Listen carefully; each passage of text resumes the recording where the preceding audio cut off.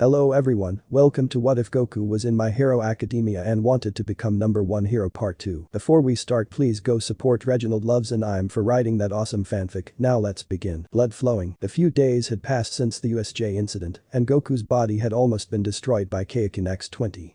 The villains that had been defeated by Class 1 were rounded up by the heroes and the police, No1 included. From the little info All Might had told Goku at the hospital and the little info the police had, it was clear that No1 had been given multiple quirks and the process had caused him to go brain dead, with only Shigaraki being the one to give him orders.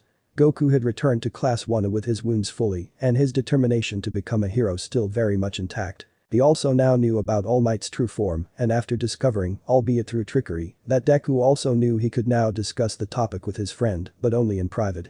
The only people who probably got the worst punishment from the USJ incident were Aizawa and 13. Luckily they were recovering and no one had actually died. Fast forward to the current situation in Class 1 and it was clear to see why the class was in shock at who their homeroom teacher was at the moment. Alright, so we're going to prepare for the UA Sports Festival. This will be your chance to shine and possibly earn a temporary place at an agency as part of an internship, explained the heavily bandaged and still heavily somber Aizawa, who was remarkably still up for teaching and showing up at UA. The class on the other hand had no idea why he was out of the hospital. What? Why are you here and not at the hospital?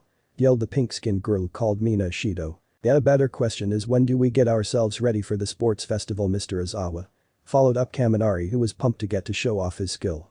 The entire class began discussing their training for the festival and what they would show off should they get the chance. Goku was more concerned about resting himself and showed genuine concern for his homeroom teacher, as did Deku, Uraraka and Momo. The four of them had noticed a scar under Aizawa's right eye. Mr. Aizawa. Is your eye okay? Asked Uraraka and Aizawa turned to look at her. It's fine. Only problem is that due to the injury, I can't keep my eyes open as long as I used to, he explained as the four students concerned either put their hand over their mouth in shock or just looked sympathetic. Aizawa had grown tired of the class's antics and turned back to them. That's enough. We'll discuss the sports festival later. You've got English now, he solemnly muttered, and all of a sudden the eccentric madman hero that is present Mick burst through the door yelling. Alright, who's ready to learn? He screamed with enthusiasm. The class just groaned minus Goku, who cracked his neck and became surprisingly alert. The lesson passed on by with Goku answering and getting right pretty much every question asked. The class stared at him with disbelief and present Mick just looked surprised yet slightly proud at the same time. Once the lesson ended, the class made their way to the lunch hall. Hey Goku, how are you so good at English? Asked Jiro with an eyebrow raised. Goku turned his head and smiled at her. Well, it's my first language. I was born in the United States and came over here when I was about 5 years old. So, you could say I got the best of both worlds. English and Japanese. I'm bilingual, he cheered with a goofy smile while Jiro just laughed. Goku turned back to make sure he wasn't about to crash into anything. They arrived at the food hall and immediately the ritual of Goku eating plate upon plate of food begun and soon finished. Then to the shock of even his friends, he took a run around the entire school and asked Momo to time him. She did exactly that. Once his run was complete, he saw that his time was 38.89 seconds. He smiled and proceeded that he would call it a day for now. The four friends made their way back to their class where Aizawa was sure to be waiting for them. Goku. Why did you do that? Asked Kaminari. Hey, if the sports festival is coming up, I've got to be in tip-top shape after the USJ incident. Can't let those injuries stop me, came the enthusiastic yet natural reply for the training-loving teenager. His peers just smiled and the four walked back into their homeroom. Once they took their seats, Aizawa pulled up some info about the sports festival which got everyone riled up in a good way. Alright, so this sports festival is a highly televised and as I said earlier will be a perfect opportunity to show what you are best at. Quirks are permitted, of course. The order of events will be an obstacle course, then an unknown event, and then a tournament where the 8 contestants who get through the second event fight it out in brackets. Don't underestimate each other, he explained as the entire class felt fired up. Goku noticed Bakugo with an arrogant smile on his face. DSST Jiro. Bakugo may go overboard during the tournament, part Goku whispered to his friend. Jiro rolled her eyes and chuckled. No kidding, she smirked before glancing at Bakugo. One last thing. You'll be going up against not only each other, but also Class 1B, the general studies students, the support corps students and the business students. So you best shine because if any of those other students do better than you, they may take your place in this class, he snidely remarked with his signature sinister smile. Everyone in the class, minus Bakugo, Todoroki and Goku, had a look of shock on their faces. Goku chuckled before leaning back in his chair. He began to breath heavily as he imagined the strong opponents he would come up against. He knew this was going to be fun, and he felt his heart beating faster at the prospect of fighting someone as strong if not stronger than him. Keep yourself together, Goku. Sure, you can fight strong people, but remember why you want to do this. To be strong enough to stop villains from hurting people, he told himself under his breath. He raised his head with iron-willed determination. He failed to notice Uraraka with an extremely competitive aura. Clenching his fist in front of him, Goku closed his eyes and then opened them again to look dead ahead at the board. Let's do this. Sport Festival. The day had finally come. The sports festival was here. Goku had prepared himself the best he could and along with the rest of the class, begun the trek into the stadium. As they walked into the open, they saw the crowds of people cheering, some were heroes and others were random civilians. Wow. Didn't expect there to be so many people, Goku muttered. Oh wow, what's this? A member of Class 1 acting like a complete buffoon. Ahahaha, remarked a blonde-haired boy with a sinister grin. Goku looked at him and saw him coming with a different group of students. He figured that the boy was part of Class 1B. Can I help you? Asked Goku to this newcomer with a confused look on his face. The boy just laughed even more, which creeped Goku out a lot. Suddenly the boy's body went slack and someone grabbed him by the back of his gym shirt. Goku saw that it was a orange-haired girl who was actually rather attractive. Sorry about him. Monoma's got it out for Class 1 just because he didn't get into it himself. He's got a sort of superiority complex. My name's Itsuka Kendo, by the way. Nice to meet you, she said with a heartwarming smile. Goku returned the gesture with a smile of his own. Nice to meet you too. I'm Goku, can't wait to see what you're made of, he cheerily said, making Kendo chuckle. Goku suddenly rubbed his chin and thought. Kendo just stared at him curiously. You said he has a superiority complex, yeah? Guess that makes him like Bakugo, he stated. Who's Bakugo? Asked Kendo. Goku looked up at her and put his hand to his side. Oh, don't worry. You'll find out soon enough, he said while shrugging and giving a goofy smile. Kendo shook her head in amusement before the pair of them wished each other luck and returned to their respective classes. Goku moved to stand beside Jiro, who noticed his late arrival. What took you so long? Weren't daydreaming again, were you? She snidely remarked. Goku looked at her with confusion before responding. What, no, I was just making new friends. Although I'm pretty sure one of them hates me, he said with a raised eyebrow. Jiro sighed and gave a small smile. Goku, remember what I said about you not changing the way you are ever? She asked. Yeah, what about that? He replied with another question. Seriously? Never change the way you are. You do that and the world may just end, came the response with a laugh. Goku just laughed as well. Welcome Japan to the UA Sports Festival, came a voice from just in front of the students. Goku turned to see a woman in what appeared to be an extremely revealing costume. The majority of the men in the audience were drooling at the sight. In her hand was a feather duster. Jiro, why has she got some weird feather duster looking thing in her right hand? Asked Goku. Jiro's eyes widened in surprise at the question.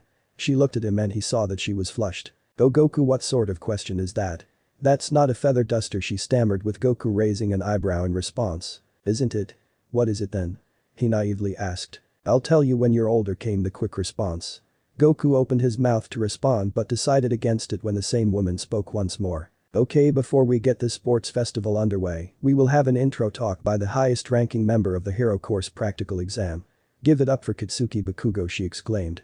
Everyone in Class 1 showed visible signs of worry as Bakugo woke up to the microphone on the stage. They all prayed for the same thing. Please don't say anything that will screw us over. They weren't so lucky. I'm just going to say that I'm going to win, Bakugo bluntly stated. Almost instantaneously the air amongst every student present changed as all gazes were filled with hate and turned towards Class 1A. While his classmates stressed, Goku just shrugged. He saw this as a challenge worth taking on. He'd managed to overhear from Kaminari and Tokoyami, the boy with a raven head, that the woman was the 18+ heroine Midnight, so his questions had all been answered. Alright. Let's get the obstacle course underway. Take your positions. The first 42 students to make it back to the stadium will go through to the next round. Good luck and get ready to go plus ultra, she yelled. Everyone present, including the audience, erupted into cheers before the students took their positions at the obstacle course starting line. Everyone readied up and Goku silently whispered a word many had heard before. Heikin, he whispered loud enough for Jiro to hear and immediately panic. You idiot, don't use it, she reprimanded. Goku, in his red aura, looked at her and smiled. Don't worry. I'm only going to use up to ×3 and if I have to ×4. ×20 is off limits, he assured her. Her body relaxed and the doors opened up as President Mick, who was commentating to the ire of Aizawa who he dragged along with him, yelled start. Everyone took off with Goku about to launch himself forward. Suddenly Goku found his as well as everyone else's feet frozen to the ground. Goku's eyes narrowed in frustration and he looked up to see Todoroki running away. "Oh no you don't," Goku yelled as he blasted the ice around his feet with a Kai blast before taking off. On his way out he sent a few more Kai blasts to the ice around the feet of Jiro, Momo and Kaminari. He then fully took off with the aura of Kaioken burning brightly. In the lead were Todoroki with Bakugo close behind him. There was about 100 yards between Goku and the explosion-loving teen. Goku silently muttered Kaioken X2 to speed himself up, and upon growing nearer to Bakugo, he depowered back to X1. There was a sudden boom and all three students came to a stop. A giant robot towered above them and with little effort from Todoroki was taken down, allowing all three to pass, still in the same rankings as before. "I'm not losing to you Isahit," screamed Bakugo, causing Goku to roll his eyes at his classmates' behavior. The race continued until both Todoroki and Bakugo suddenly slowed down. With the other students behind them, Goku took the chance and passed them.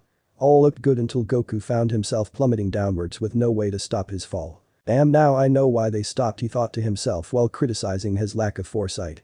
He closed his eyes, and the aura of Kaioken disappeared and it all looked over for Goku. "Didn't want to do this yet, but I've got no choice. Concentrate Goku. Concentrate," he yelled at himself before a light blue aura enveloped him and his descent changed. Instead of going straight down, Goku was tilting upwards and began going in the direction he was originally going in with one clear difference. He was moving in midair. Goku had a huge smile on his face and flew upwards out of the chasm and on the other side. His sudden appearance shocked multiple people. "Woohoo, it worked, I'm flying," he yelled in excitement before zooming off towards the finish line. Making sure to keep the race somewhat fair, Goku flew close to the ground and eventually came across Todoroki, Bakugo and Deku. To be exact, he came across Todoroki looked annoyed, Bakugo looking pissed and Deku in front of both them, having launched himself off some landmines from an obstacle Goku had completely skipped due to his flight. Increasing his acceleration, Goku closed the gap and as Deku passed the finish line, he waved at both Todoroki and Bakugo as he flew past both of them. Todoroki looked shocked and Bakugo looked like he was about to kill someone. The crowd erupted into cheers as Goku came in second place. As he neared Deku, his aura disappeared and he came to a skidding halt next to his friend, who looked more shocked at the fact that he had come in first place. Goku laughed and turned to see his friends come through the finish line. He noticed Momo had passed but had Mineta attached to her. Goku rolled his eyes and walked over to his friend.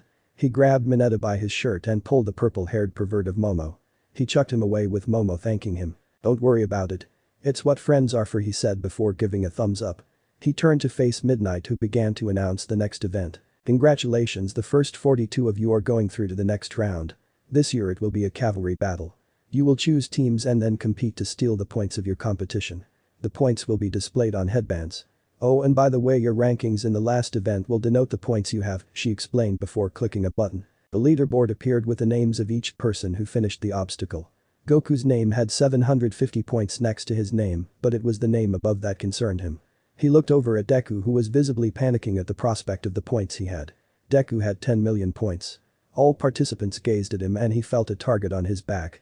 Goku looked determined to help his friend out. He walked over to Deku, placed his hand on his shoulder and gave Deku a warm smile. "Don't worry. I've got your back. Teamwork. Deku, let's team up," beamed Uraraka. Deku's eyes went wide and filled with tears while Goku laughed about the whole situation. "Uraraka, are you sure? Why would you want to team up with me? I've got a massive bounty on my head," he cried while Goku crouched down and held his stomach while his laughter got harder and more painful. "Of course I'm sure. Besides, it's good to work with friends, right?" she asked with the same smile on her face. Deku's face scrunched up as if someone had just tugged on his heartstrings. Uraraka looked concerned. "Oh Deku? Is your face okay? You look really ugly," Uraraka said with confusion on her face. Goku, who had stopped laughing, looked at the situation, saw Deku's face, and then proceeded to laugh once more. Both of his friends looked at him before Uraraka joined in the laughter with a small chuckle, and Deku wiped away his tears. Oh, that was perfect," Goku said as he calmed down and wiped away his tears that had appeared while he was laughing. "I'm with you, Deku. We just need one more person," he said as he scratched his chin. Suddenly 2 arms appeared behind him and started to massage his muscles. Goku looked down in confusion and awkwardness before his eyes opened and he started to freak out, as did Deku and Uraraka. "Wow, you've got big muscles, you've got to let me use you to make more beautiful babies, you've also got to let me team with you so I can advertise my babies," a pink-haired girl enthusiastically exclaimed before stepping away from Goku and taking her goggles off. Goku compassed himself, as did the other 2 members of his team. The girl turned to face Deku. "I'm Mei Hatsum, I'm gonna be part of your team if you let me," the girl named Mei said as she introduced herself. Yeah, sure. No worries. We could use the help," Deku said with unease but thankfulness. "Okay. We've got our team. Me, Uraraka and Mei will be the carriers, and you will be on the top Deku. So with the positioning out of the way, what's the plan? Asked Goku, who smirked as Deku gave a confident smile. I'm glad you asked, came the calm reply. As Deku explained the plan, the preparation time grew shorter and shorter until finally the cavalry battle was ready to begin. On your marks. Get set. Let the cavalry battle begin, exclaimed Midnight. Almost instantly every single team in the event made a beeline for Goku, Deku, Uraraka and Mei. The reactions from the four were unsurprisingly different. Deku looked panicked. Mei seemed eager. Uraraka seemed determined. Goku had a smirk on his face. Since Goku was at the front of the carriers, he was able to clearly see which two teams were the most concerning. On his right was Todoroki's team, which consisted of half and half himself, Momo, Iida and Kaminari. On his left was Bakugo's team, which consisted of him, Mina, Kirishima and another member of Class 1 called Hantashiro. Planting his feet firmly, Goku prepared for phase 1 of Deku's plan. You guys ready? He calmly asked. You bet, let's do this, came Uraraka's reply. On cue, the girl of gravity touched Goku's back and Mei's shoulder with her free hand. Okay Goku, Mei. I've used my quirk on you, she said with concentration. Anytime Goku, cried Deku. Goku smirked as he watched the two problem teams approach. He wanted to leave it as late as possible before fulfilling his part of the plan. Eventually he got his wish. And lift off, he yelled as he crouched his legs and leapt into the air, with Uraraka holding onto his back and Mei using one of her many inventions to follow his upwards trajectory. All teams looked up in shock at what had just happened. Bakugo on the other hand. At back here Deku, I'm not losing to a damn nerd, he screamed as his team immediately took off. From their vantage point in the air, Goku could see all teams going after people for their points, which were as explained on headbands. Alright Mei. Uraraka's quirk is keeping us up here, but we will need to land before this is classed as cheating. Time to use it, yelled Deku with a fire burning in his eyes. Time to use my baby, beamed Mei before she pressed a button on the propulsion unit on her legs. The force pushed them forward, albeit spinning, and Goku held onto Deku extra tight as to make sure he didn't fall off. Deku on the other hand was more concerned about making sure the headband stayed on his head. Mei was laughing with pure ecstasy while Uraraka was trying not to throw up. Eventually the spinning stopped and the four of them were above a clear area in the arena. Uraraka deactivated her quirk and Goku made sure they landed safely. Ooh, that was fun. We aren't out of the water yet, though guys, exclaimed Goku as they turned to see Todoroki's team once more approaching them. Bakugo's team wasn't, and it appeared that the explosion-loving madman was going after Monoma's team. Not that Goku was complaining. You won't get away again, Midoriya, said Todoroki as he launched an ice wave towards his target. Goku, Mei and Uraraka jumped backward slightly, with Goku destroying the ice wave with a kick. Todoroki wasn't finished though as he kept launching ice wave after ice wave. Eventually Deku's team landed only to find that they had to move again as Todoroki continued his onslaught. However, as Mei attempted to jump she found herself unable to, which caused the entire team to nearly fall apart. What the? She questioned as she looked down to see a purple ball stuck to the ground and the sole of her propulsion boot. A purple ball the residents of Class 1 knew all too well. Mineta? Where? Asked Deku with nervousness as his eyes scanned the arena. His eyes widened and he barely managed to move his head put of the way as a pink tongue whipped towards the headbands on his head. It then whipped back with Deku following it to see it recede into a covered area which had been formed out of Shoji's arms. He then opened his eyes in shock as he saw the silhouette of Mineta and the frog-like girl from the USJ incident. Asui? He silently asked. Who's that? The frog girl? Asked Goku with a raised eyebrow.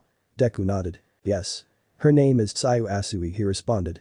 Goku narrowed his eyes before signaling for Uraraka and Mei to take off with him. The four fled with the carriers running as fast as they could. Mineta's team followed only to get trapped in ice that was formed at their feet by Todoroki, whose team was still as relentless as ever. This time though was different. Iida's engines on his calves lit up and he burst forward with the rest of his team being pushed forward since he was at the back. Before even Goku could react, the headband on Deku's forehead had been ripped off by Todoroki, who then proceeded to tie it around his forehead. Deku went into panic mode, as did Goku, Uraraka and Mei. By this point Bakugo's team had dealt with Monoma and was making their way over to Todoroki. I'm going in, cried Deku as he reached out his hand while Todoroki was busy preparing for Bakugo's inevitable arrival. Grabbing onto a headband he believed to be the 10 million points, he pulled his arm back to his chest. When he opened the palm of his hand his eyes went wide in shock and panic. I only got the 70 points, he cried out. Uraraka panicked. Mei didn't seem bothered. Goku fumbled to quickly hide something. Vivid Hirisa had creamed Bakugo in rage as he launched off his carriers towards Todoroki. Deku's team lunged at Todoroki at the same time, with Deku prepping a punch with his quirk. Goku's eyes widened in shock as he saw flames appear around Todoroki's left hand, which was outstretched. Just as it all seemed like Deku and Bakugo would end up fighting for the 1 million points, a sound went off. A sound signifying the end of the cavalry battle. And that's time well done to all teams, and here is the leaderboard of who will go through to the final event, announced Midnight as she raised her feather duster into the air. The audience went ballistic. Bakugo fell to the ground and face planted. Deku jumped off his carriers and looked despondent. Todoroki looked at his left hand and looked ashamed. Goku. Well, Goku just smiled and gave a small chuckle. Uraraka and Deku turned to look at him as the leaderboard appeared with the results. Team Todoroki was first, Team Bakugo second, and the team of a dark navy blue-haired boy which included Tokoyami and Sparkle Boy was in third place. What are you laughing about, Goku? We lost, cried Deku. Goku turned to face him before holding up what appeared to be a headband. Deku's eyes went wide. When did you grab that? He asked with shock. Uraraka was equally surprised and Mei wasn't paying attention. Goku stuck his thumb up and pointed it behind him at the leaderboard. When you grabbed the 70 points, I was going for the 10 million as well. Due to the timing, I grabbed this one without Todoroki noticing. Not bad, right? He confidently said as the 360 points on the headband became visible for his team. Deku then looked past him to see that in fourth place was the team named Midoriya. Why, he cried as water erupted from his eyes upwards and the ground beneath him slightly collapsed in comical style. Uraraka looked happy and smiled, Mei looked excited to show off her inventions, and Goku looked humble as always. Alright. Who is looking forward to the tournament? Asked Midnight. Miss. I don't want to participate in the tournament. That boy over there. I think it's something to do with his quirk, but I don't remember doing anything. I withdraw, asked the fourth member of the team Tokoyami belonged to. Midnight nodded her head and offered the place to someone from the fifth place team, which just so happened to be Kendo's team. Nah, I'm done for today. Tetsu, you take the spot, she said with the boy in question looking shocked. Really? You're the best, Kendo, he cried in appreciation as his name, along with the names of the other contestants appearing on a tournament bracket. The first matches were as follows. Midoriya vs Shinso, who Goku assumed was the blue-haired boy. Todoroki vs Zero. Kaminari vs Goku. Iida vs Mei. Aoyama vs Mina, Aoyama being assumed to be Sparkle Boy. Tokoyami vs Momo. Kirishima vs Tetsu. Bakugo vs Uraraka. Before the first match there will be mini-games during the break, in which the teams who didn't get through can earn bonus prizes. See you soon, announced Midnight. The tournament contestants made their way to the waiting room. Goku was the last to leave and as he looked at the leaderboard he had but one thought. This looks interesting. Time to get excited. Fruits of training. The fruits of your training. Wow, this is boring, said Goku with a somber tone. The mini-games had ended and he was currently watching Deku walk to the edge of the arena after being caught by this Shinso's quirk. Which would have been worrying had Goku not known about Deku's connection to All Might and his tenacity. Also, it was less of a fight and more of a mental battle which bored Goku out of his mind. Eventually Deku won the match and the next contestants prepared to duke it out. Those contestants being Todoroki and Zero. That was anticlimactic, complained Goku once more before he stood up and made his way to the arena for his match with Kaminari, who showed visible nervousness. No one blamed him considering how his last match against Goku went. The two faced each other down with Goku twitching with anticipation and Kaminari crackling with electricity. The pair smiled at each other. Alright, now we've got Electric Wave and Spiky Hair, you ready? Screamed Present Mick from the commentator's booth. Goku and Kaminari rolled their eyes at the nicknames while the crowd cheered. Ready? Begin, announced Midnight. Immediately a blast of electricity launched at Goku, who dodged out of the way before rushing forward towards Kaminari with a fist raised. The electric-powered boy responded in kind by crackling electricity around his hands and throwing his own punch with his right hand. The two fists collided with Goku wincing in pain as the electricity crackled around his fist. Yet he smirked at the same time. The two continued to trade blows while moving towards the center of the ring. How is Kaminari going toe-to-toe with Goku when he couldn't even stand a chance with me against him in the battle simulation? Asked Jiro in shock. Everyone in Class 1 could see Kaminari standing his ground and they were shocked. Perhaps he got some training? Asked Mina. Nobody seemed to agree or disagree and instead watched the fight play out even more. Kaminari threw another electric-powered punch which Goku ducked under before elbowing Kaminari in the stomach, causing him to lurch backwards and spit out saliva in pain and shock. After being pushed back, Kaminari wiped his mouth with the back of his hand and gave a large grin. You know, Goku, I really appreciate the training you've done with me. I'm much better at hand-to-hand combat than before. And I haven't fried my brain yet, he exclaimed with gratitude. Hey Goku. Wait up, yelled Kaminari from behind Goku, who was making his way to the main gate. Goku turned around and saw his friend. What's up, Kaminari? He asked with a small smile. Kaminari panted before standing up straight. I'm considering the upcoming sports festival and the possibility of me getting to the tournament section. One was wondering if you could maybe sort of give me training in close quarters combat. He nervously asked. Goku frowned. Why me? Can't you ask Mr. Aizawa if he could train you? He asked with confusion. He's injured, remembered dude, Kaminari replied. Oh yeah, haha, Goku chuckled while scratching the back of his head. Kaminari facepumped before waiting for his friend's response. Sure, I mean, I'll help. Training is training and it's way more interesting to train against someone else, stated Goku at last with a smile. Kaminari comically jumped for joy before planting his feet on the ground and bowing his head. Thanks man, I appreciate it, he said before standing up straight. Glad I could help out, said Goku. Kaminari's eyes closed before giving a wicked smirk, catching Goku off guard. You may have helped with hand-to-hand, but I trained to direct my electricity with precision, and while this move isn't perfect, yet it is incredibly powerful, he explained before getting into a squat position, back up straight, and both arms out with his hands open. Suddenly electricity crackled around both hands, and the power output built up exponentially. Goku didn't react. Kaminari then swung his arms around to the front of his body, with his hands cupped together, but tensing as the electricity became more focused and more powerful. Oh, Goku finally stated as he realized the situation he was in. Kaminari's face showed determination and pure concentration. Goku got into a stance, the same one as when he fought Nomu, and began to charge his signature beam attack. Ha! Me! Ha! Me, he chanted as the crowd quietened in anticipation. Not bad. But are you brave enough to take this one, Goku? Yelled Kaminari as the electricity reached its breaking point. Final flash, he screamed as a massive yellow beam of electricity was blasted forward towards Goku, whose eyes flashed the same blue as before. Hi! Screamed Goku as he thrust his hands forward and his beam of blue energy was blasted forward. The two beams collided with such force that the ring fractured from the collision.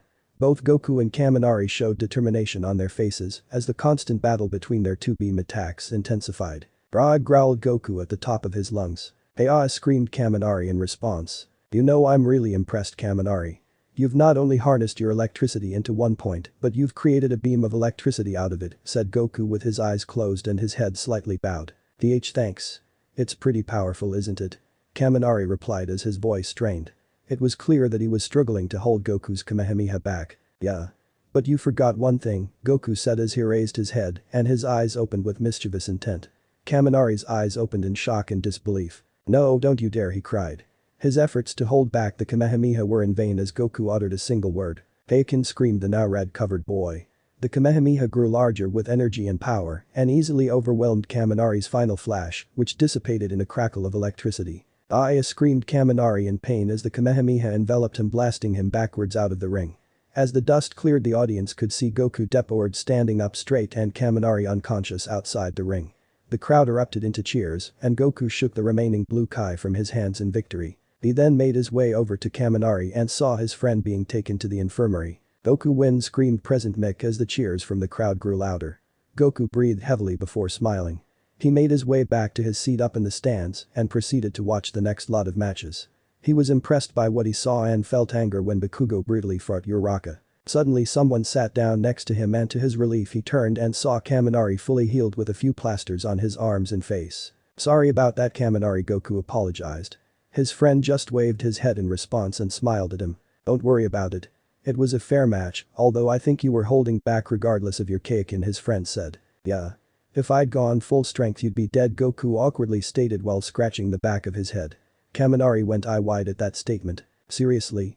Thanks for not doing that, he quickly said. Goku laughed and the two friends shared a fist bump. They then turned back to watch the match between Deku and Todoroki, which ended when Deku forced Todoroki to use his left side of his body, the fire side of his quirk, which half and half in response, then used to beat Deku.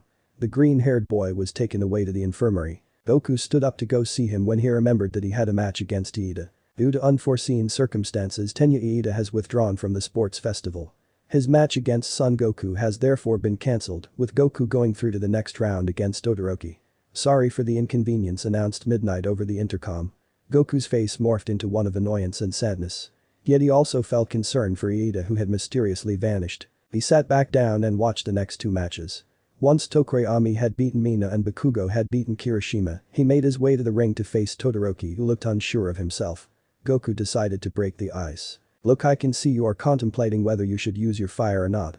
Let me get one thing straight. I will come at you at full force and I don't expect you to hold back. Even if you don't use your left side, at least use your current full power of your ice, got it? He challenged. Todoroki looked at him before closing his eyes in thought. Very well, was his simple reply. Let the match commence, announced Midnight. Instantly Goku was encapsulated in a massive block of ice, around the same size that Zero was trapped in during his match against Todoroki earlier. The crowd looked on in shock, and Todoroki simply sighed. Just as Midnight prepared to announce Todoroki as the victor, a loud boom echoed around the stadium. Everyone looked at the ice and saw cracks start to form in the ice formation. Suddenly ice exploded everywhere as Goku burst out of it and lunged at Todoroki. Taken ×3, he yelled as he smashed through Todoroki's ice waves to grab the boy by his gym shirt. He then proceeded to lift Todoroki into the air and threw him over his shoulders and slammed him into the ground. Goku then held the palm of his hand out with a Kai blast charging in it. He fired the blast and it blasted Todoroki backwards out of the ring. The crowd cheered, but one person wasn't happy at all. Goku slammed his fist into the ground in anger and the earth cracked. Damn it, he growled. He marched over to where Todoroki was lying on the ground unconscious. Goku grabbed him by the shirt and lifted his upper body off the ground with rage in his eyes. Why didn't you go all out? Wake up and get back to fighting, he yelled at his opponent.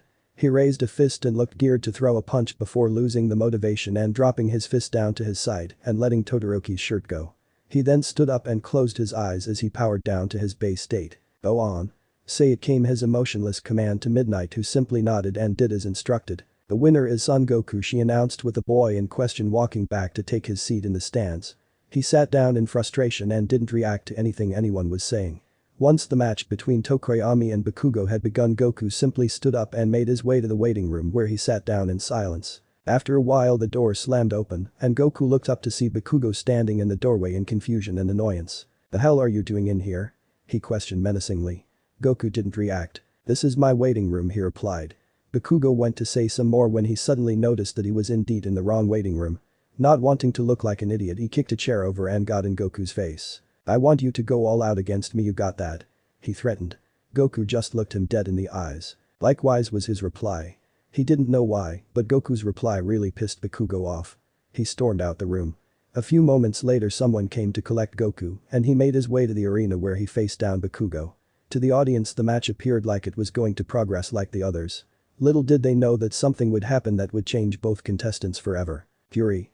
Power awakened. Let the final match begin, announced Midnight at the top of her lungs. Goku and Bakugo immediately used their quirks to launch themselves at each other. The impact from where their arms connected blew a massive gust of wind throughout the arena. Both combatants had looks of determination on their faces, with Bakugo's being the usual aggressive one. Yet for those who knew Goku, they could tell something was off. His face, while showing determination, also showed an inner struggle. It was almost as if he was struggling to keep his anger from boiling over. Someone was more concerned than others. Guys, I'm worried about Goku," muttered Jiro loud enough for the members of her class that were present to hear. Yeah, come to think of it, he was fine up until Kakin's fight with Uraraka. His personality shifted a whole 360 degrees after that, replied Midoriya, who was analyzing the quirks of both combatants and his friend's attitude. Goku's eyes showed pure anger where they once showed kindness and understanding. Something's up. Think he holds a grudge against Bakugo for almost killing you, Midoriya? Asked Kirishima. Maybe.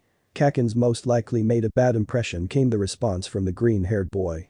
All eyes were on the fight and it wasn't looking like the match would be one of comradeship. Kakin screamed Goku before launching towards Bakugo at an even faster speed than before. He pulled his fist back to connect it with Bakugo's head. He threw it and hit nothing. Bakugo had vanished. What the? Said Goku as an explosion went off in his face and he went flying. He backflipped, landed on his feet and looked up to see Bakugo with his hand smoldering and his face wearing a villainous grin. That won't work on me. So get on with it. Get stronger. I'm gonna beat you at the top of your game, goaded the explosion-loving teen. He placed his arms behind him with his palms open before setting of explosions, launching him forwards. I was all that was yelled as he closed the distance between him and Goku, who simply looked him dead in the eyes. The aura around him grew more ferocious before expanding into the air. Kakin ×4 yelled Goku before moving to the side to dodge Bakugo and throwing a kick which connected this time. The impact threw Bakugo away, but he wasn't done yet and launched himself forward again with his explosions. This time as Goku dodged to the side, Bakugo tilted his body the same way, catching his opponent off guard with an explosion-powered punch from his left hand which he had thrown forward. Goku's face took the full brunt of the attack and he went spinning in the air before being caught in a barrage of explosions. Screamed Goku in pain as he was battered with burst explosions and the spectators could only watch as he howled in pain. His class started to sweat and looked worried. Eventually Bakugo ended his assault and watched with a grin as Goku plummeted to the ground. The impact created a small crater. Goku barely managed to stand up before Bakugo came at him again. This time however Goku raised his right forearm to block the attack before returning in kind with a punch from his left hand to the gut of Bakugo. Bakugo winced and buckled in pain while Goku charged a massive Kai blast in his left hand. He blasted Bakugo with it and while the teen was flying backwards, Goku sped past him and kicked him in the back before speeding past him again and interlocked his fingers and raising his arms into the air. He then brought them down in a sledgehammer action, hitting Bakugo and slamming him to the ground. Goku then used his new flight ability to launch himself downwards with his right fist pulled back. He threw the punch only for Bakugo to block it and then swing his right leg up, catching Goku in the chin, sending him spinning. Cute trick. Won't happen again though, admitted Bakugo as Goku stood up with the competitive fire in his eyes still very much burning. How the hell are you keeping up? Asked Goku as his body continued to strain under the pressure of Kaioken X4. Because I'm better than you, gloated Bakugo. Goku's body tensed and he squatted into a familiar position. He started to growl and Jiro immediately realized what was happening. No Goku, don't do it, you promised you wouldn't, it'll kill you, she screamed in despair. Her cries fell on deaf ears as Bakugo prepared to fight once more with him grinning at the circumstances. It's about time, he said under his breath. Goku launched his upper body backwards with his forearms raised and his fists clenched. Kaioken times 20, he screamed before the red aura burst into the air and momentarily blinded all present. The ground then cracked and Goku flew forwards with his fist connecting with Bakugo's chest, who went wide-eyed due to the impact. Goku kept up his assault and pummeled Bakugo with everything he had. He quickly hopped back before uppercutting Bakugo into the air. Goku then disappeared from view before appearing above Bakugo and began to machine punch Bakugo straight into the ground. After his opponent was laying on the ground, Goku stepped backwards and prepared himself for more fighting. Suddenly his face went white in pain and he clenched his chest. Falling to one knee, Goku deplored back to his base state and began to breathe heavily. He looked up to see Bakugo slowly making his way back to his feet before turning to face him. Alright. Now I'm pissed, yelled Bakugo, and Goku could do little to stop Bakugo from striding over to him and grabbing his hair before lifting him to eye contact. Goku winced in pain while Bakugo just gave an evil grin. You'll never beat me. Not even Deku could beat me in a one-on-one fight. So what chance did you think you had? He goaded before setting off explosions in the hand that held Goku's hair. Ag screamed his victim in pain and the audience looked on in horror, unable to do anything. Using all his strength, Bakugo slammed Goku's head into the ground face first. After that was done, he lifted him back up and saw that Goku's face was bloody, but he was still conscious. Bakugo repeated the same attack, but this time with even more force, and when he lifted Goku back up, he let go of his hair and threw an uppercut to Goku's chest before letting of an explosion which launched the exhausted teen into the air. "Ha had time to end this," announced Bakugo before raising his hands into the air with explosions sparking in his palms. "I," screamed Bakugo as a massive explosion ripped through the air towards Goku, who could do nothing but take the blast head on. He had no time to even scream in pain as the blast enveloped him entirely. An enormous plume of smoke covered the entire arena and for the viewers at home all they could see was darkness. Bakugo smiled evilly and turned around triumphant. "I had told you I was going to win, no one can stop me," he yelled arrogantly with the audience, not even sure whether to cheer or boo. Suddenly there was a loud crash and Bakugo turned around to see Goku on the ground. Still in bounds and most importantly still conscious. To say Bakugo was angry was an understatement. Bakugo was absolutely 100% livid. So livid that his eyes narrowed in anger, went pure red, and he gave off a villainous toothy grin. His right eye twitched slightly, and he gave off an extremely villainous aura around him. For all onlookers it was as if they were in the presence of the literal devil. "Not enough, huh? Fine. You're gonna regret not passing out," he growled as he slowly stomped over to Goku, who was slowly starting to make his way to his feet. Bakugo's hands twitched with anticipation. Goku's tracksuit was singed and his entire gym shirt had been vaporized. He looked not only exhausted but also extremely in pain. "Enough. Ha, you've got to be kidding me. I took on Nomu and survived. If I can't take on an explosion that large then I'm not much of a fighter," said Goku calmly with a confident smirk. That just seemed to piss Bakugo off even more. He launched himself at Goku, who dodged and prepared to power up to Kaioken. However, Bakugo didn't give him the chance and attacked him again and again. Goku's face twisted into one of frustration and anger. Speaking of anger, the anger from before was still very much present. "He's getting angrier," said Momo quietly. "Which one?" laughed Kaminari before Jiro smacked him on the head. "Goku, obviously, you idiot. I just hope Bakugo doesn't say anything that will make Goku snap," she prayed. Unfortunately, considering the current situation, this outcome looked unlikely. Goku had just dodged another attack from Bakugo and turned 180 degrees clockwise to dodge an explosion. He was about to move again before he noticed that Bakugo had stopped attacking. "You're too weak to stand against me now. No point in attacking you, is there?" "Kakarot," said Bakugo. That one word. That one name caused Goku to freeze in place. He stared down Bakugo in shock and anger. "What did you say?" he said, trembling with anger. "Didn't you hear me the first time? What's the matter, Kakarot? You deaf or something?" "What a joke," scoffed Bakugo without realizing how dire the situation was. Goku's glare deepened and his rage boiled to new heights. "Where did you hear that name?" he questioned with rage in his voice. Bakugo just grinned. "Oh, you know. Heard those extras that you call your friend say it." Figured it was a good prodding point, he admitted with evil intent. "Why, you little," was all Goku could say before Bakugo held his finger to his mouth in a be quiet action. The evil grin still remained. "Now if I'm not mistaken, I'm right in assuming that Kakarot is your given name, correct?" he questioned. Goku remained still. "What's it to you?" came Goku's question. "It's just that if your mummy gave you that name, then she must have been some stupid, weak, pathetic person. She may as well have died during birth, and see the disappointment and weakling that you've become. I bet she's turning in her grave at that right now," was Bakugo's cruel reply. "Considering how your entire family is dead, I can say but one thing. If I was their son, they wouldn't have died, they'd still be alive today. And they wouldn't have had to die knowing their son did nothing to help them. I bet they'd rather die than live knowing you're weak," continued Bakugo. That was it. The final straw. Goku's calm state literally snapped in half. His fists clenched and his head was lowered. His eyes had narrowed in anger. Bakugo stood still in confusion and also pride, not realizing what was about to happen. "I can't believe Bakugo just said that," cried Jiro in anger. Her entire class was furious and ashamed of their classmate. "Pakin? How could you?" muttered Deku as he tried to rack his brain around what had just been said. "What's the matter? Did I hurt your feelings?" mocked Bakugo. Goku grew angrier with each word. "How dare you? You consider yourself a hero?" snarled the furious teen. Tremors had begun to be felt by not just Bakugo, but everyone in the vicinity of the match.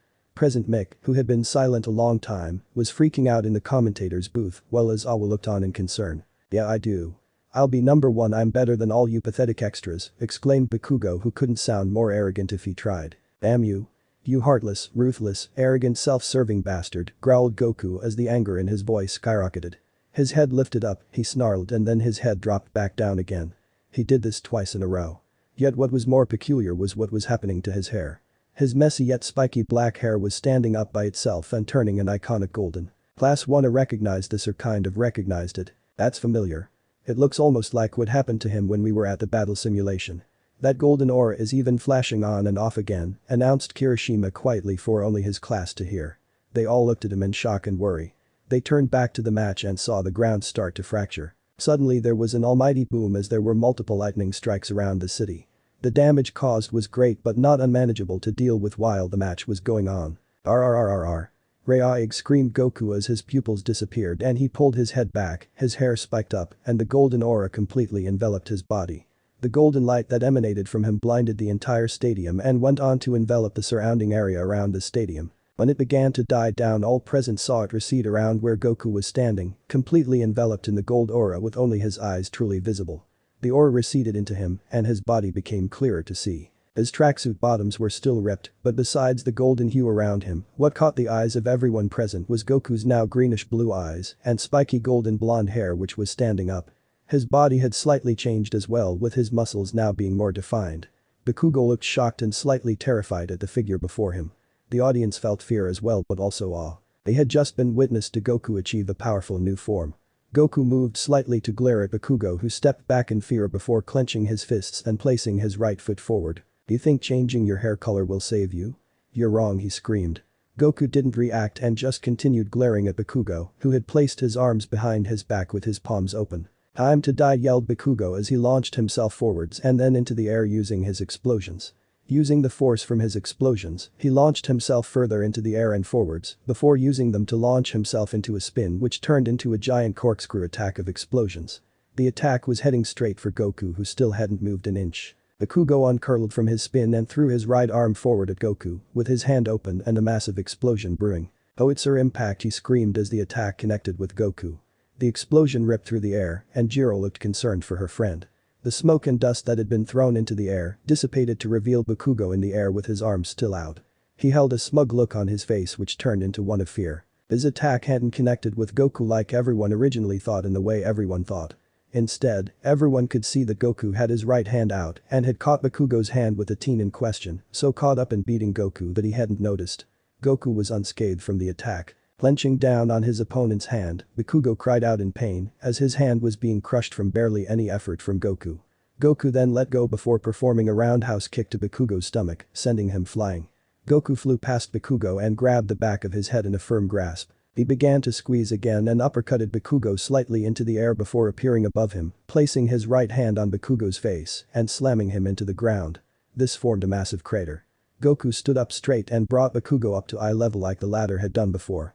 Bakugo looked on the verge of passing out but still showed fear and frustration in his face. "Say my name," said Goku with little emotion besides a hint of anger. Bakugo struggled to form words and instead spat blood in Goku's face, who remained unfazed. "Go to hell," responded Bakugo. Goku's glare deepened. "You first," he declared silently as he fired a massive Kai blast from the hand holding Bakugo's head. The boy went flying out of bounds and into the wall of the stadium. He was unconscious and Goku had won the match. "The winner is Son Goku," announced Midnight, but Goku wasn't done yet. "Rag," he growled loudly before locking his eyes onto Bakugo. He lost control of his temper and his pupils completely disappeared. No, not disappeared. Literally shattered. He began to launch multiple powerful Kai blasts at Bakugo, and each one hit with the unconscious teen slamming into the ground and then bouncing back up again. The audience grew scared and Midnight ripped off part of her clothing as a pink mist circled around Goku's face. His onslaught continued much to the shock of Midnight. "My quirk isn't working." "How?" asked a shocked Midnight. A slab on concrete appeared in front of Goku and the boy stopped his offensive attack on Bakugo. He turned his attention to the UA staff attempting to stop him and launched himself at them. He knocked the hero Cementus away with a simple backhand before performing a roundhouse kick on Midnight, who had little time to react and was as a result sent flying. The audience had begun to panic. "Rag," growled Goku in rage before he heard a crash behind him. He turned to see All Might in his muscular form crouch down. "Stand down, young Goku. The match is over." "Don't make me hurt you," boomed the pro hero before launching himself at Goku, who slightly dodged and threw a punch which connected with All Might's weak spot. The hero coughed up blood before clutching his only weakness. Deku's eyes opened in shock and fear. How? Sputtered All Might before barely blocking another punch from Goku. As the fight went on, it became clear who had the high ground. Goku was pummeling All Might in pure rage. All he saw was red. What he didn't realize due to his blind rage was that All Might had been analyzing his attacks. The pro hero uppercutted Goku, connecting his fist with his chest at such a force that Goku immediately depowered and was knocked unconscious. "I'll admit, young Goku, you are very powerful in that form. However, to fully access that form's true power, you must first get your emotions under control. In your rage, your fighting style and cool-headedness behavior vanished. That slip-up gave me the opportunity to take you down," revealed All Might before turning to the audience. "As a result of what has just transpired, the sports festival has been cancelled. We apologize for any concerns for safety. Please leave quickly and efficiently. Thank you for your time," boomed the number one hero as the entire stadium began to empty with all civilians leaving as fast as they could. Class 1 were the last of the spectators to leave. As they did, Jiro heard multiple people whispering amongst themselves. "Did you see that?" asked a bystander to another. "Yeah. That guy was a monster," was the answer. "No, not a monster. More like a devil," was the reply. Jiro was in the frame of mind that walking up to them and punching them seemed like a reasonable thing to do. As she made her move, she felt a hand fall on her shoulder. She turned to see Kaminari shaking his head with a look of understanding plastered on his face. "Can you tell me Goku's quirk again, Jiro?" came the voice of Aizawa from behind the violet-haired girl. She turned around quickly and went to bow in respect before Aizawa shook his head. She proceeded to instead face her homeroom teacher. "It's Kai manipulation, sir. Goku can use a type of energy called Kai to fire energy blasts, power himself up and now fly.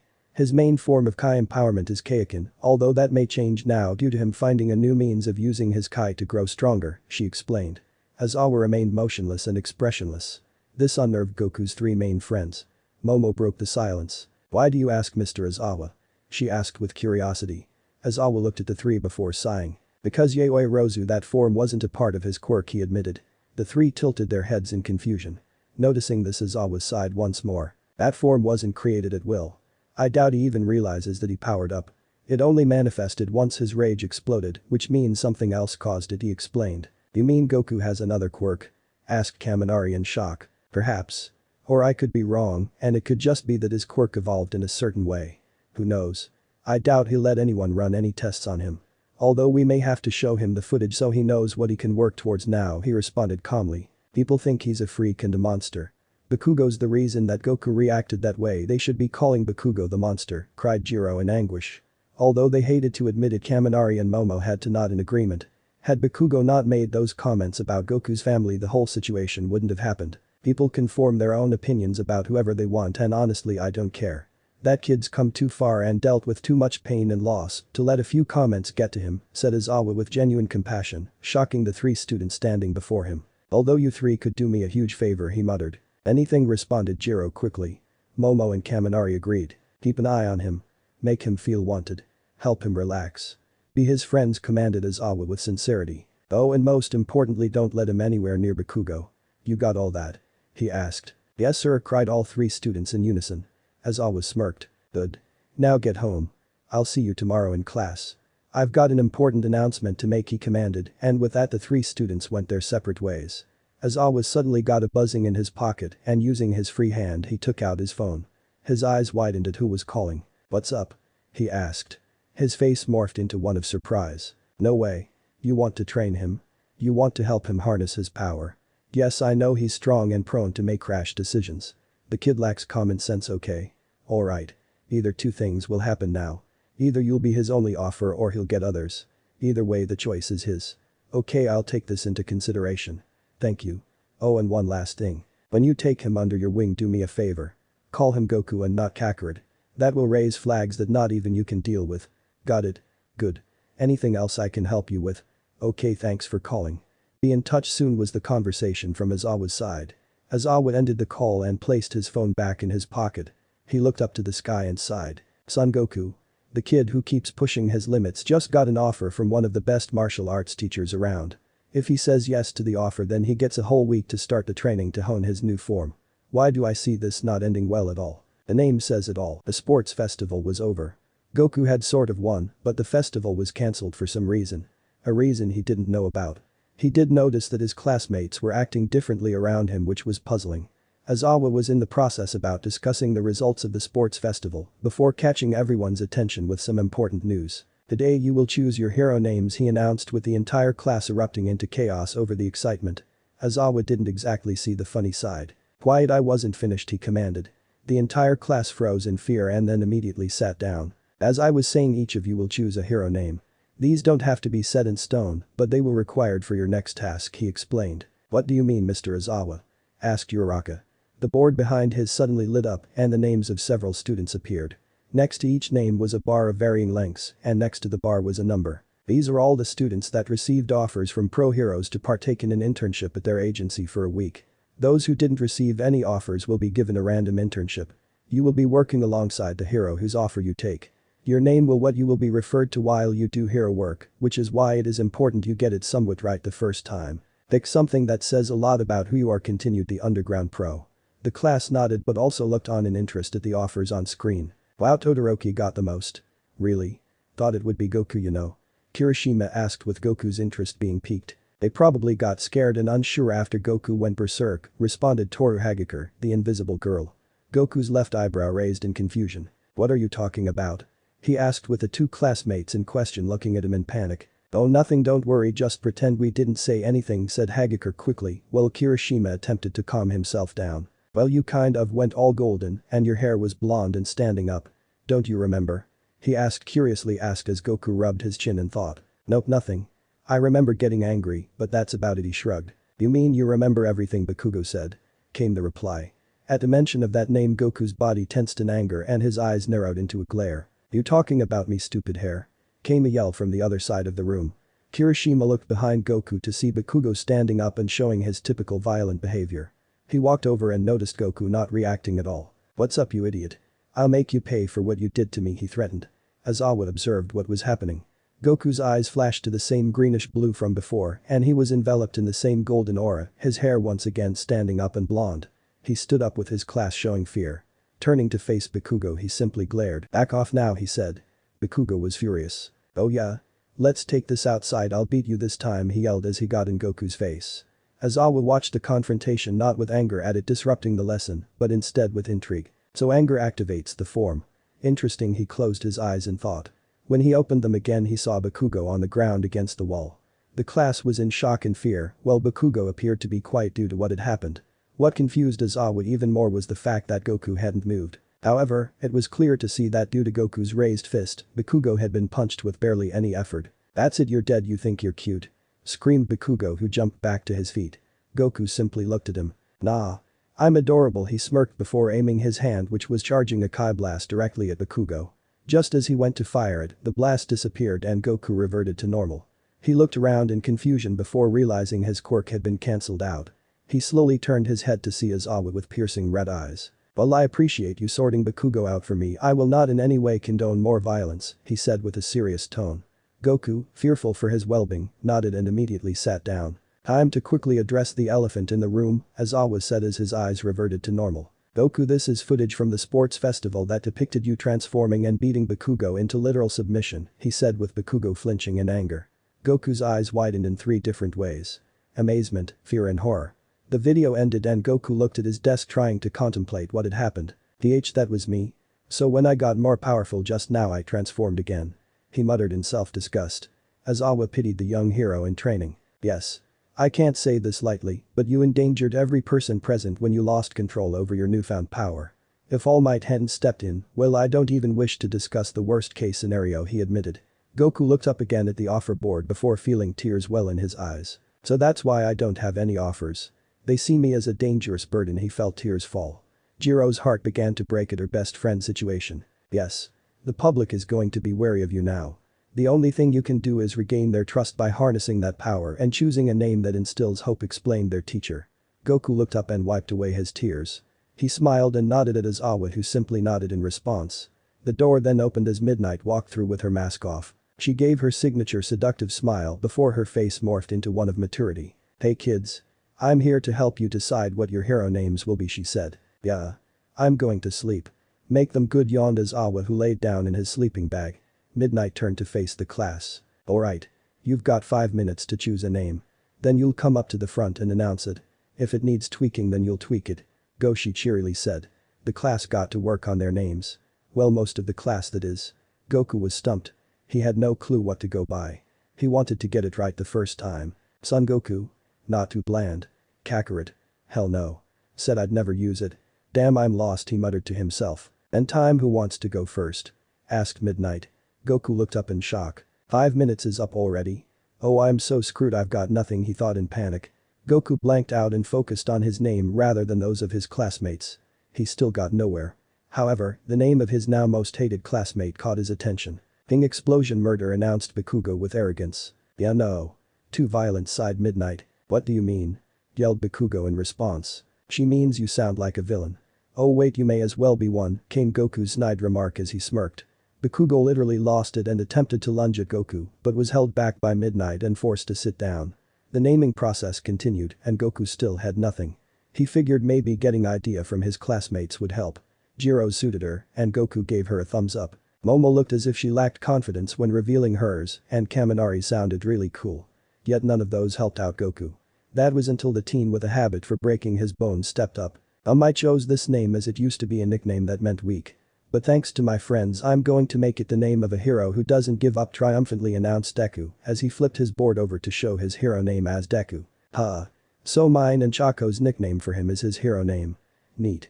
Wait, nickname, thought Goku as a light bulb went off in his head. He quickly wrote down something on his board before once more scoffing at Bakugo, simply changing his name to Lord Explosion Murder, which was once more denied. Goku was the last one to go.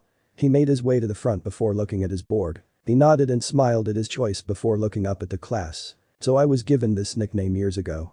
It was given to me by someone very dear to me. Someone who saw the good in everyone.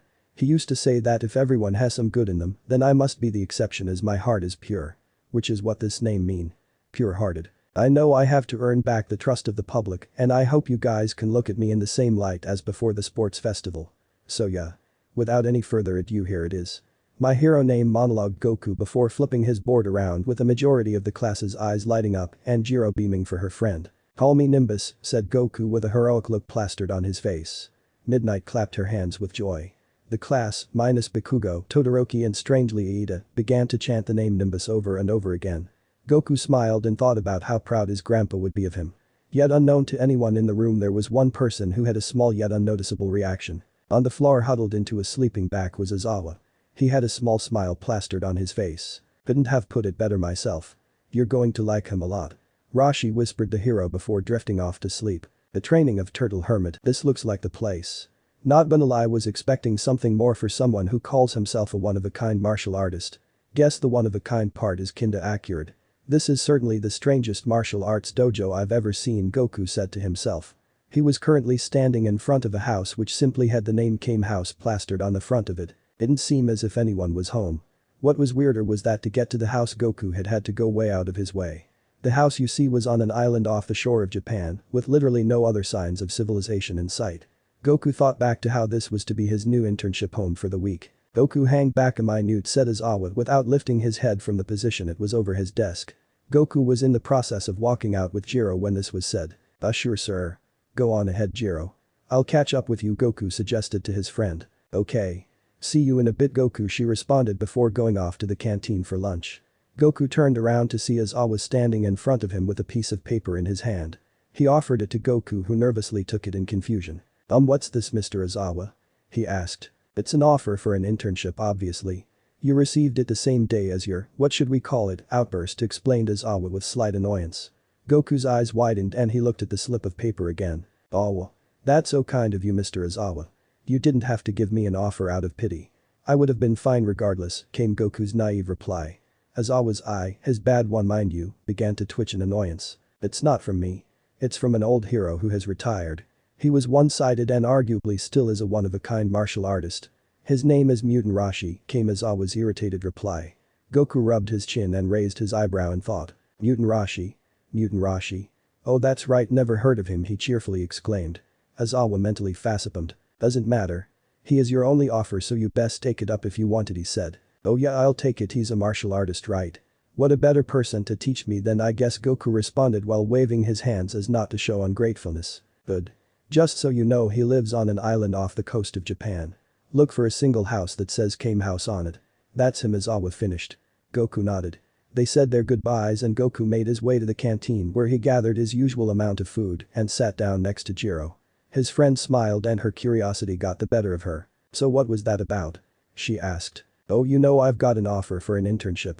Looking forward to it, exclaimed Goku with mouthfuls of food which was dangerously close to going over Jiro. That's great, but Goku, please don't speak with your mouth full. Especially don't do it over me, she laughed. Goku swallowed his mouthful before giving an embarrassed smile. He then looked back at his meal and continued to eat. I've got a chance to get stronger. Best take it, he thought to himself as he imagined the training he would undertake. Let's just say that he was feeling rather disappointed at the moment. I'd better not, then he finally decided. Goku, with his costume suitcase and backpack in hand, walked up to the door and knocked on it 3 times. When no one answered, Goku tried to search for his new mentor's Kai. He felt nothing. Goku immediately went into panic mode and kicked down the door, only to find an old man sitting down on a sofa. A very much alive old man. Hey, what was that for? Cried the old man while swinging his walking cane out in front of him. I'm sorry. I thought you were dead, replied a flabbergasted Goku. And what made you think that, huh? Cried the old man once more. Well, I couldn't sense your Kai. And that usually means you've passed away, Goku shrugged. The old man suddenly stopped, compassed himself and then gave a small chuckle. Oh, you must be Son Goku then. I knew your grandfather, the old man said. You knew Grandpa Gohan? Cried Goku in shock. Yes, I did. I was his teacher as I am now yours. I am Mutant Rashi, the man now identified as Rashi said. Goku looked ecstatic at being taught by his grandfather's teacher. He immediately remembered his martial arts training and instructions. It is nice to finally make your acquaintance, Master Rashi, he declared as he bowed. Rashi simply smirked. Guess Gohan taught you some things already, huh? He chuckled. Goku raised his head and smiled. Okay then. We're going to have a sparring match. Get into your costume and meet me outside, Rashi commanded. Goku complied and within no time he was outside in his hero costume. Show me what you've got, Rashi commanded as he threw his walking cane to the side and got into a fighting stance. Goku entered his own fighting stance. The two launched at each other with multiple blows connecting. Goku's blood was pumping incredibly fast. He'd never gone up against someone that lasted longer than a few moments before. No1 didn't count. After what felt like hours, the two stopped to take a break. Rashi was impressed with his new pupil. Wow, you really know how to get an old man's bones moving, he admitted with a joyful tone. Goku was panting and simply gave a weak thumbs up. Thank you, he smiled. Rashi picked up his walking cane and proceeded to guide Goku over to a massive boulder. That beam attack you used in the festival. Use it on this boulder, he said with Goku looking at him in surprise. Oh okay sure, he complied and cupped his hands together at his hip. The same blue ball of Kai from the times before appeared. Ha. Me. Ha. Me. Hiya, he screamed as he launched the beam forward. It tore straight through the boulder, and Rashi had to be careful not to fall over. The beam dissipated once Goku had completed his task. He turned to find Rashi shaken by what had happened. Oh how? How did you know my ultimate technique? He questioned sporadically. Your technique? I invented the Kamehameha, Goku responded with a puzzled look on his face. No you didn't, I did. Wait, did your grandpa ever tell you about the technique? Asked Rashi. Goku scratched his head before realizing something. Yeah, he said an ancient warrior invented the technique centuries ago. I wanted to bring that legend to life, he responded. Rashi looked irritated by his comment. He called me centuries old, huh? Why that cheeky so and so, he muttered under his breath although Goku heard him. Why do you ask? Was his question. Because I'm that warrior. I invented the Kamehameha, and if you've demonstrated it before at that power, then you are incredibly good at learning techniques, he explained. Goku's eyes widened in shock. Does that mean you defeated the ancient villain King Piccolo? That's one of my favorite tales, the now excited teen shouted as his face came right up to Rashi's. Rashi stepped back in unease before giving a massive arrogant grin. Yep, that was me. All the tales you've heard are true, Goku, he exclaimed with pride. Goku's eyes showed a sparkle in them. He was being taught by the master Rashi. He may not have heard his name before, but he most definitely knew about the man's exploits and heroics. Anyway, enough about me. Show me that golden form, Rashi said out of the blue. Goku suddenly snapped back to reality and looked unsure of himself. You sure? I lose control easily, apparently, he replied nervously. You want to get stronger and protect people, right? Don't forget you've also got to earn the public's trust after what happened, said Rashi in annoyance. Goku had to admit the old man was right. That was his aim. Okay. Don't say I didn't warn you, he announced before letting the anger he felt about Bakugo and those who harmed his friends take a hold. He transformed and Rashi looked mesmerized by the form. Goku's entire posture had changed from relaxed to tense. His face had darkened as well. So Racer had told me about this form. He had a theory about it. How did you transform just now? Asked Rashi. Well, you know. I felt a tingle in my lower back and used it, he shrugged. His voice now that he was speaking out loud was lower than it usually was. Really? Asked Rashi in amazement. Nah, of course not. That's the dumbest thing I've ever heard, Goku smirked. Rashi felt like a massive idiot and turned away so that Goku couldn't see the humiliation from believing such a ridiculous thing. So the form also makes you a smartass. Nice to know, Rashi snidely remarked. Goku just smirked more. I think this form has something to do with my emotions. I only powered up when I felt anger. Maybe that's why. I mean, my first time transforming was when that Bakugo kid said all those things about your family, interrupted Rashi. Goku simply grunted at the sound of Bakugo's name. So he's got a vendetta against that Bakugo. Don't blame him. We best get some sort of control over this form then. I have an idea, but it won't be very safe. Here goes, Rashi thought to himself. Goku looked at him curiously. Is something wrong, Master Rashi? He asked. What happened next caught Goku off guard completely. Yes. I was just thinking about how useless you truly are. Your grandfather disappointed me when it came to your training. You couldn't even beat Bakugo in a fight without powering up and he was weaker than you. You're a waste of my time. Get off my island now, Rashi said with disdain. Goku's blood began to boil. You dare speak about my grandpa like that? And how dare you compare me to that bastard Bakugo? I'm more of a hero than he will ever be, he shouted as his aura grew higher and he was at his breaking point. He was dangerously close to losing control again. This is my chance, Rashi thought before he spun around to face his protege. Goku's power was rising higher with each passing second and Rashi had to act fast to get this to work. Good work. Now hold that power in one place, he commanded. Goku looked at him with confusion before understanding what Rashi had done. He had deliberately pissed Goku off to help him harness his newfound power. Rah! Goku screamed as he tried to get his power under control. It wasn't working and he felt himself losing the battle against his anger. I can't do it, he cried in desperation and fear. Rashi wasn't about to give up just yet. Yes, you control your emotions, they don't control you. Think about something to help you control that pure rage. Only then can you harness that power to its full extent, he commanded while supporting his pupil. Goku tried to think of anything that would calm him down. His eyes opened in the struggle and he looked up at the clouds. Something about them felt comforting. Damn it, cried a young Kakarot. His mother came into the room to see what all the fuss was about. Kakarot, what are you doing? She asked in anger. Kakarot had obliterated the entire sofa in anger. His aura was crackling. It's not fair, no matter how hard I try I'll never be as strong as Dad or All Might. I'm a weakling, he yelled with tears falling down his face as he punched the wall. The impact from his fist caused it to go straight through the wall. His mother had had enough. Jine? What was that? Came a shout from upstairs. Kakarot's punched a hole in the wall and destroyed the sofa, she replied quickly. Right, I'm coming down, came the reply from who could only be assumed to be Kakarot's father. Don't worry, Bardock. I can deal with this, replied Jine. Whatever. If you need me, shout, replied Bardock. Jine turned back to her son, walked up to him, and immediately smacked the top of his head. Kakarot looked at her in shock. Stop acting like a child. Not everyone can be strong from the get-go. You need to earn and build your strength, she reprimanded. By this point Kakarot had calmed down and the tears began to stream down his face. But I can't. I'm not like you and Dad. I lose my temper easily. I can't control it, he sniffed with Jine bringing him in close for a hug. Oh my dearest Kakarot. Your father and I were never able to control our tempers when we were your age. In fact, we still lose it sometimes. You just have to find a way to calm down, Jine consoled her son, who looked at her with tears in his eyes. You lose your temper? He whimpered. Jine nodded with a small smile on her face. Of course I do. You want to know how I calm down?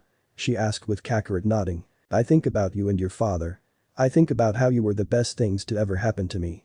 In doing that I can think clearly and act rationally, she explained with her eyes showing love for her young son. But what if I can't do that? Asked Kakarot as he calmed down. You can. I know you can. If you ever find yourself about to lose control of your temper, remember these words. Family before frenzy.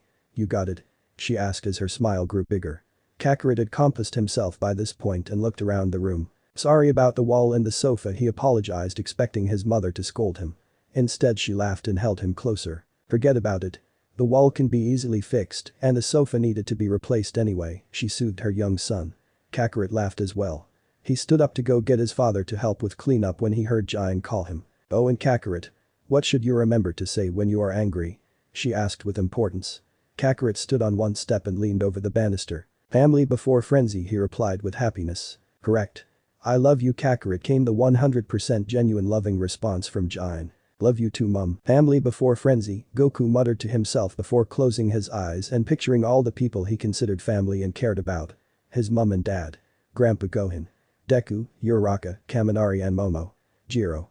In a way he even considered as always sort of family. He dropped his head back down to normal level and opened his eyes to see Rashi looking impressed, although with the man's sunglasses on it was a little hard to tell what his eyes said. Goku raised his hand and saw the golden hue had died down, but he felt more powerful than when he had first transformed. He looked back to Rashi before giving a smirk. Congratulations. You have found a way to harness this new power of yours, and only on the first day of your internship. From your Kai reading I can tell that you are now super strong, Rashi commended his student and gave all the praise he could muster. Huh. That's a good name for this, isn't it? I like it. I'm going to call this my super state, Goku announced in heroic fashion. Rashi just smiled. Okay, that's enough for today. Get inside and go to sleep. We continue harnessing that power tomorrow. Oh, and because of how much you impressed me, I'll tell you about my quirk tomorrow as well, he cheerily said with Goku deporing and going inside Kame house. You trained him well, Gohan. Let me know in the comments below if you guys want the next part. Also check out my other video that has been shown and left. Thank you for watching. If you enjoyed this video please like and share this video. And have a fantastic day. Bye.